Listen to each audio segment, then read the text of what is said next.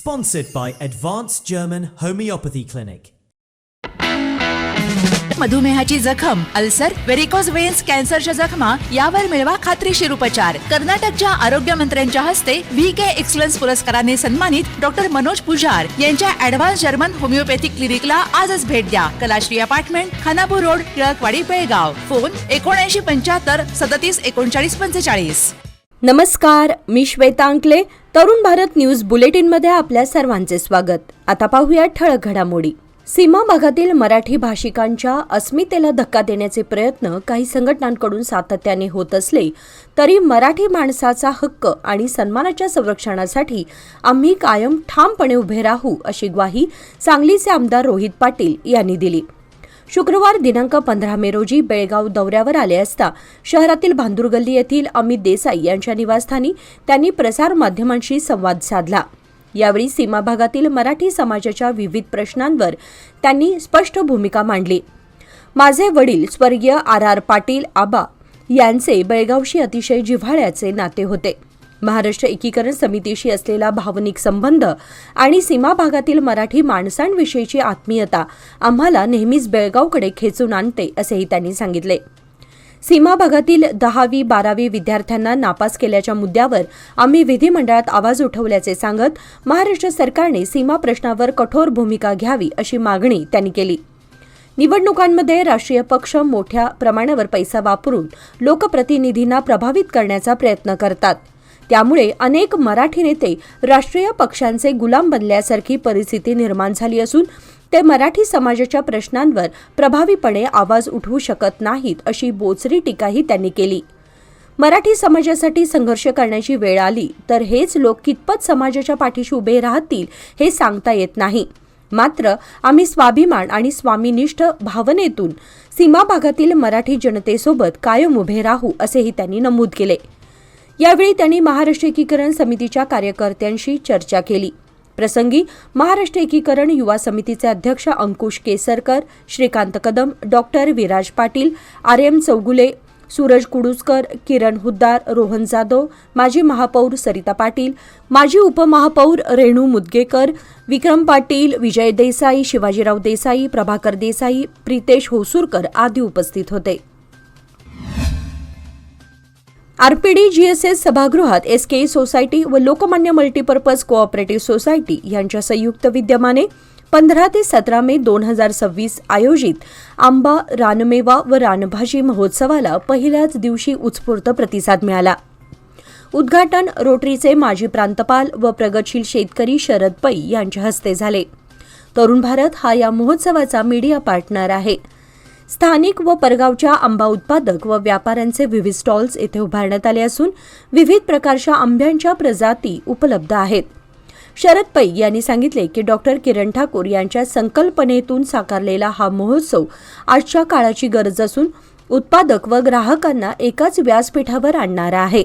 यामुळे आंब्यांच्या विविध प्रजातींची ओळख नागरिकांना होणार असून ग्राहकांना निवडीची मोठी संधी मिळणार आहे. यावेळी SKE सोसायटीचे व्हाईस चेअरमन अशोक शानभाग, उपाध्यक्ष अजित सोलापूरकर, राज देशपांडे, ज्ञानेश कलघटगी, बिंबा नाडकर्णी, भरत शानभाग, प्राध्यापक माधुरी शानभाग, सरिता पाटील, तरुण भारतच्या मनीषा सुभेदार तसेच लोकमान्य सोसायटीचे संचालक गजानन धामणेकर, विठ्ठल प्रभू तसेच दीपक गुरंग, राजू नाईक, निखिल पाटील, अभिषेक कणेरी, निशांत जाधव, नितेश पाटील, लोककल्पचे संचालक किरण गावडे आदी उपस्थित होते. खाद्यप्रेमी बेळगावकरांसाठी सुवर्ण संधी. येतोय आपल्या मातीतील अस्सल चवींचा उत्सव. South Konkan education society, Lokmanya आणि तरुण भारत आयोजित आंबा आणि रानमेवा महोत्सव 2026. येथे तुम्हाला मिळतील आंब्याच्या विविध जाती, रसाळ रानमेवा, अस्सल स्थानिक खाद्यपदार्थ आणि बरंच काही. सोबतच मनोरंजक सांस्कृतिक कार्यक्रम आणि माहितीपूर्ण प्रदर्शने. तर विसरू नका 15, 16 आणि 17 मे सकाळी 10 ते रात्री 8 वाजेपर्यंत. स्थळ GSS RPD college campus, Tilakwadi, Belgaum. चला मेजवानीचा आनंद लुटूया. तुमचे सहर्ष स्वागत आहे. राज्याच्या राजकारणात मुख्यमंत्री बदलाच्या चर्चांना उधाण आलं असतानाच डी.के. शिवकुमार यांच्या समर्थनार्थ बेळगाव शहरात लावण्यात आलेल्या नेक्स्ट चीफ मिनिस्टर बॅनरमुळे नव्या राजकीय चर्चांना सुरुवात झाली आहे. शिवकुमार यांच्या वाढदिवसानिमित्त कित्तूर आणि चन्नम्मा सर्कलसह शहरातील विविध प्रमुख चौकात हे मोठमोठे बॅनर्स लावण्यात आले आहेत. या बॅनरवर next chief minister D K. Shivakumar असा ठळक उल्लेख करत त्यांना वाढदिवसाच्या शुभेच्छा देण्यात आल्या आहेत. हे बॅनर मंत्री लक्ष्मी हेब्बाळकर यांचे सुपुत्र मृणाल हेब्बाळकर यांच्या वतीने लावण्यात आल्याची चर्चा शहरात रंगली आहे. या बॅनरनंतर काँग्रेसमधील आगामी राजकीय घडामोडींविषयी तर्कवितर्कांना वेग आला असून शहरात याची जोरदार चर्चा सुरू आहे. देशभरात पेट्रोल आणि डिझेलच्या दरात प्रति लिटर 3 रुपयांची तर सीएनजीच्या दरात प्रति किलो 2 रुपयांनी वाढ करण्यात आली असून ही दरवाढ तात्काळ लागू झाली आहे. बेळगाव येथे पेट्रोलचा दर 106.02 रुपये तर डिझेल 93.99 रुपये प्रति लिटरवर पोहोचला आहे. पश्चिम आशियातील संघर्ष, होर्मुझ सामुद्रधुनीतील तणाव आणि जागतिक बाजारात कच्च्या तेलाच्या वाढलेल्या किमतींमुळे तेल कंपन्यांवर आर्थिक ताण निर्माण झाल्याने हा निर्णय घेण्यात आल्याचे सांगितले जात आहे. दिल्लीमध्ये पेट्रोल 97.77 रुपये, डिझेल 90.67 रुपये प्रति लिटर झाले असून मुंबईसह अन्य महानगरातही दरवाढ लागू झाली आहे. मुंबईत महानगर गॅस लिमिटेडने सीएनजी दरात 2 रुपयांची वाढ जाहीर केली असून त्यामुळे सीएनजी 84 रुपये प्रति किलोवर पोहोचले आहे. सीएनजी दरवाढीचा सर्वाधिक परिणाम ऑटो रिक्षा, टॅक्सी आणि सार्वजनिक वाहतुकीवर होण्याची शक्यता असून सर्वसामान्यांच्या प्रवास खर्चात वाढ होणार आहे. नॅशनल टेस्टिंग एजन्सीने 3 मे 2026 रोजी झालेली नीट यूजी 2026ची परीक्षा रद्द केल्यानंतर फेर परीक्षेची नवीन तारीख जाहीर केली असून ही परीक्षा रविवार दिनांक 21 जून रोजी घेतली जाणार आहे. पेपर फुटी आणि गैरव्यवहारांच्या आरोपांनंतर एनटीएने तपास सुरू केला होता. गेस पेपरमधील अनेक प्रश्न परीक्षेत आल्याने संशय अधिक बळावला होता. तपासात गैरप्रकार उघड झाल्यानंतर अखेर परीक्षा रद्द करण्याचा निर्णय घेण्यात आला. देशभरातील 22 लाखांहून अधिक विद्यार्थ्यांच्या भवितव्याशी संबंधित असलेली ही फेर परीक्षा आता नव्या तारखेनुसार पार पडणार असून अधिक माहिती एनटीएच्या अधिकृत संकेतस्थळावर उपलब्ध करण्यात आली आहे. लोकनेते राजाराम बापू पाटील ललित कला अकादमीच्या राष्ट्रीय पुरस्कार वितरण सोहळ्याचे आयोजन शनिवार दिनांक 16 मे रोजी सायंकाळी 5 वाजता तुकाराम महाराज सांस्कृतिक भवन बेळगाव येथे करण्यात आले आहे. हा सोहळा अकादमी व शब्दगंध कवी मंडळ संघ बेळगाव यांच्या संयुक्त विद्यमाने आयोजित करण्यात आला आहे. कार्यक्रमाच्या अध्यक्षस्थानी माजी मंत्री तथा आमदार जयंतराव पाटील असणार आहेत. प्रमुख पाहुणे म्हणून राजस्थान येथील सेंट्रल युनिव्हर्सिटीचे माजी कुलगुरू डॉक्टर माणिकराव साळुंखे आणि ज्येष्ठ विचारवंत डॉक्टर अशोक चौसाळकर उपस्थित राहणार आहेत. साहित्य, कला व संस्कृती क्षेत्रातील अनेक मान्यवर या सोहळ्यास उपस्थित राहणार असल्याने बेळगावमध्ये समृद्ध साहित्यिक वातावरण निर्माण होणार आहे. लोकनेते राजाराम बापू पाटील यांच्या कार्याचा गौरव आणि नव्या पिढीला प्रेरणा देण्यासाठी हा पुरस्कार सोहळा आयोजित करण्यात येत असून यंदा या उपक्रमाचे 4थे वर्ष आहे. आयोजकांनी साहित्यप्रेमींना मोठ्या संख्येने उपस्थित राहण्याचे आवाहन केले आहे. आसिफ सेठ यांच्या आसिफ सेठ फाउंडेशनच्या वतीने सलग 3ऱ्या वर्षी गुणवंत विद्यार्थ्यांना शिष्यवृत्ती देऊन शैक्षणिक प्रोत्साहन देण्यात आले. परीक्षेत 95% अधिक गुण मिळवणाऱ्या 6 विद्यार्थ्यांना प्रत्येकी ₹25,000 शिष्यवृत्ती देऊन सन्मानित करण्यात आले. यामध्ये शासकीय हायस्कूलमधील 5 विद्यार्थी आणि सेंट झेवियर हायस्कूलमधील 1 विद्यार्थी यांचा समावेश आहे. तसेच 90% ते 94% गुण मिळवणाऱ्या शासकीय हायस्कूलमधील 11 विद्यार्थ्यांचाही गौरव करण्यात आला.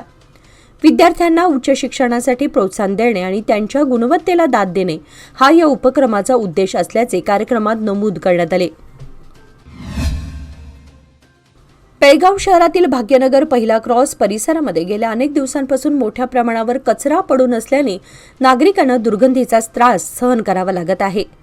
महानगरपालिकेच्या कचरा वाहकांना वारंवार निदर्शनास आणून देऊनही दुर्लक्ष केलं जात असल्याचा आरोप स्थानिकांनी केला आहे. काही रहिवाशांच्या घरांच्या विशेषतः स्वयंपाकघराच्या समोरच कचऱ्याचे ढीग साचल्याने आरोग्याचा प्रश्न गंभीर बनला आहे. अनुगोळ आणि भाग्यनगर परिसरातील सर्व्हिस रस्त्यांवरही कचरा उचलला जात नसल्याने परिस्थिती बिघडत चालली आहे. दुसरीकडे स्वच्छ सर्वेक्षणासाठी महापालिकेकडून नागरिकांचा फीडबॅक घेतला जात असल्याने कारभाराबाबत आश्चर्य व्यक्त केलं जात आहे. कचऱ्यामुळे डासांचा प्रादुर्भाव वाढला असून सरपटणाऱ्या प्राण्यांचा धोका निर्माण झाला आहे. पावसाळ्यापूर्वी तातडीने कचरा उचलून परिसर स्वच्छ करण्याची मागणी नागरिकांकडून करण्यात येत आहे. बेळगाव शहराच्या सौंदर्यात भर घालत महिला सक्षमीकरणाचा प्रभावी संदेश देण्यासाठी क्रेडाई महिला शाखेच्या विशेष प्रकल्पाचे भूमिपूजन उत्साहात पार पडले. बेळगावातील कॅन्टोन्मेंट रोड आणि क्लब रोड सर्कल परिसरात आयोजित कार्यक्रमात मान्यवरांच्या उपस्थितीत उपक्रमाची सुरुवात करण्यात आली.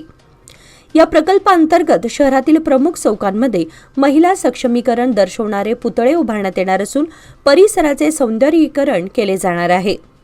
भारतीय महिलांचे सामर्थ्य, त्याग आणि देशभक्तीचे प्रतीक म्हणून हा उपक्रम राबवण्यात येत असल्याचे आयोजकांनी सांगितले. भूमिपूजन कार्यक्रमाला आमदार राजू सेठ, ब्रिगेडियर जॉयदीप मुखर्जी, अध्यक्ष सुदाम हरिविजय मनसलवार, सीईओ सुधीर तुपेकर, सतीश मन्नोळकर यांची प्रमुख उपस्थिती होती. तसेच क्रेडाईचे अध्यक्ष युवराज हुलजी, प्रशांत वांडकर, PS हिरेमठ, आनंद कुलकर्णी यांच्यासह इतर उपस्थित होते.